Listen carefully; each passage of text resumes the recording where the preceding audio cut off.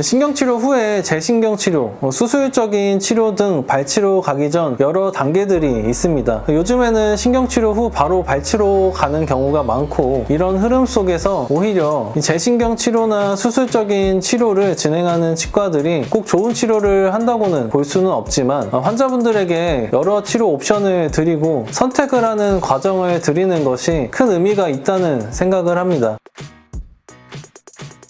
네, 안녕하세요. 치과 알려주는 남자입니다. 치과 치료를 많이 받아본 분들은 신경치료에 대해서 한 번쯤은 들어보셨을 거예요. 신경치료에 대해서 제가 한번 영상을 올렸는데 꼭 한번 보시길 권해드립니다. 신경치료는 치아를 살리는 최후의 수단이라고 많이들 하지만, 사실 솔직히 말씀드리자면 신경치료는 발치 전 치아를 살리는 최후의 수단이라고는 할 수 없습니다. 신경치료 후에도 다양한 이유로 치아에 문제가 생기는 상황이 많이 발생하기 때문에 신경치료 후 바로 발치로 넘어가는 것은 상황에 따라서는 어떻게 보면 과잉 진료가 될 수 있습니다. 자연치를 최대한 보존을 해야 하는 치과 의사 입장에서 신경치료 뒷배에는 발치로 가기 전 거쳐야 하는 최후의 보스들이 조금 더 있는데요. 오늘은 자연치아를 살리는 순서에 대해서 한번 알아보려고 합니다.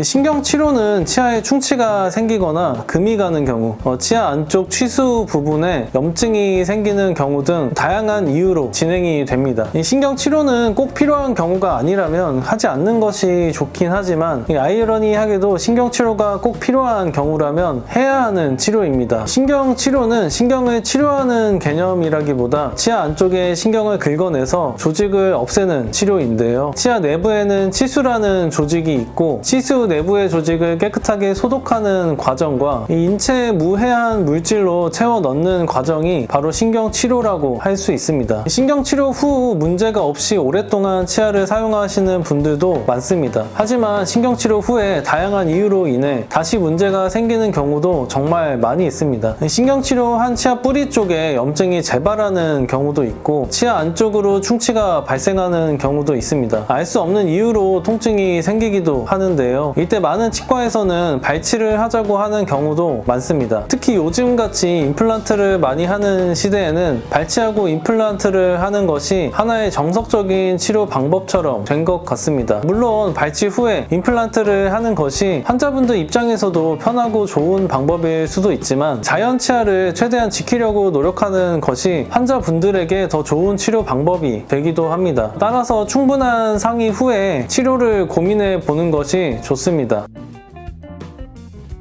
신경치료 후에 문제가 생겼을 때 발치 전 첫 수문장 역할을 하는 것이 바로 이 재신경치료입니다. 이 재신경치료는 수술적인 방법 이전에 할 수 있는 치아를 살리는 최선의 방법이자 최후의 보존적인 방법이라고 할 수 있는데요. 따라서 다양한 수술적인 시도를 하기 전에 재신경치료는 꼭 한번 시도를 해보는 것이 일반적입니다. 심지어 치대 교과서에서도 치아를 살리는 과정에서 신경치료 후 바로 수술적인 방법으로 하는 것이 아니라 재신경치료를 한번 시도하고 그 다음 수술적인 방법으로 치료를 하라고 가르쳐 주고 있습니다. 즉, 신경치료 후 문제가 생겼을 때 재신경치료를 통해 다시 한번 치아 안쪽에 소독을 하고 염증을 제거하는 과정을 한다면 치아를 살릴 수 있는 기회를 한 번 더 얻을 수 있습니다. 즉, 치아의 목숨이 2개입니다. 여튼 이 목숨 2개까지 쓴 경우에는 보통 더 이상 보존적인 신경치료의 방법은 환자나 치과를 위해서도 선호되지 않습니다. 그 다음 방법은 바로 수술적인 방법입니다.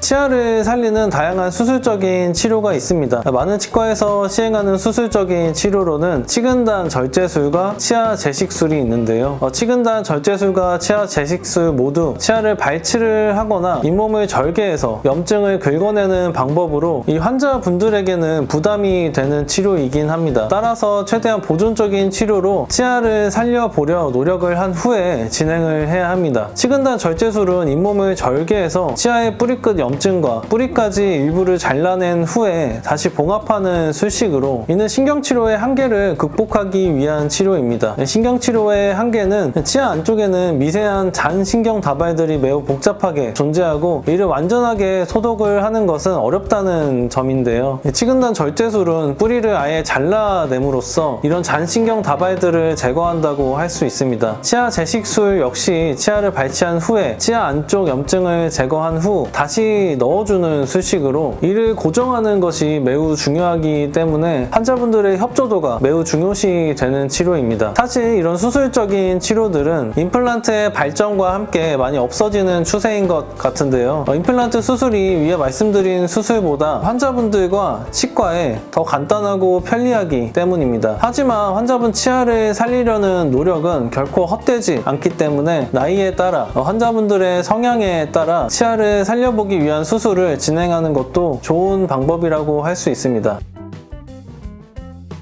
신경치료 후에 재신경치료, 수술적인 치료 등 발치로 가기 전 여러 단계들이 있습니다. 요즘에는 신경치료 후 바로 발치로 가는 경우가 많고, 이런 흐름 속에서 오히려 재신경치료나 수술적인 치료를 진행하는 치과들이 꼭 좋은 치료를 한다고는 볼 수는 없지만 환자분들에게 여러 치료 옵션을 드리고 선택을 하는 과정을 드리는 것이 큰 의미가 있다는 생각을 합니다. 그럼 저는 다음에 더 유익한 정보로 찾아올게요. 감사합니다.